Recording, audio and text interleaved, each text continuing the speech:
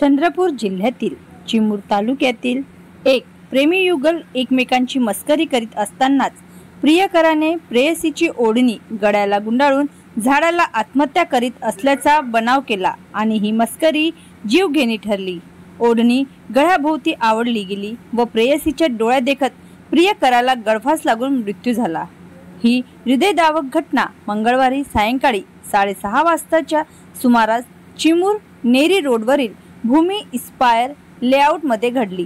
प्रीतम वाकडे वय 21 वर्ष, राहणार पेंडकेपार, तहसील उमरेड, जिल्हा नागपूर असे मृताचे नाव आहे। चिमूर पासून 18 किलोमीटर अंतरावरील एका गावात राहणारी युवती चिमूर येथे पदव्युत्तर शिक्षण घेत आहे। मंगळवारी परीक्षा देण्यासाठी ती चिमूरातील राष्ट्रसंत महाविद्यालय येथे आली होती।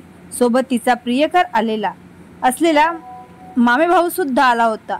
पेपर देण्यापूर्वी दोघांनी मिळून एका हॉटेलात नाश्ता केला। ती पेपर देण्यासाठी परीक्षा केंद्रावर गेली। सायंकाळी पेपर झाल्यानंतर पुन्हा दोघेही भेटले। यानंतर एकांत मिळावा म्हणून नेरी रोडवरील भूमी इस्पायर लेआउट मध्ये गेले। दरम्यान दोघांमध्ये क्षुल्लक कारणावरून वाद झाला। गमतीत प्रीतमने लिंबाच्या झाडाला ओढणीने गळफास लावला।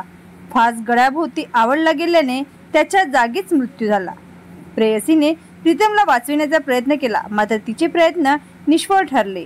तिनेच घटनेची माहिती आपल्या नातेवाईकांना दिली। नातेवाईकांनी चिमूर पोलिसांना कळविले। ठाणेदार संतोष बाकल, सहाय्यक पोलीस निरीक्षक निशांत फुलेकर, विलास निमगडे यांनी लगेच घटनास्थळी धाव घेतली। पंचनामा करीत मृतदेह उपजिल्हा रुग्णालयात उत्तरीय तपासणीसाठी पाठविण्यात आला। पुढील तपास सुरू आहे।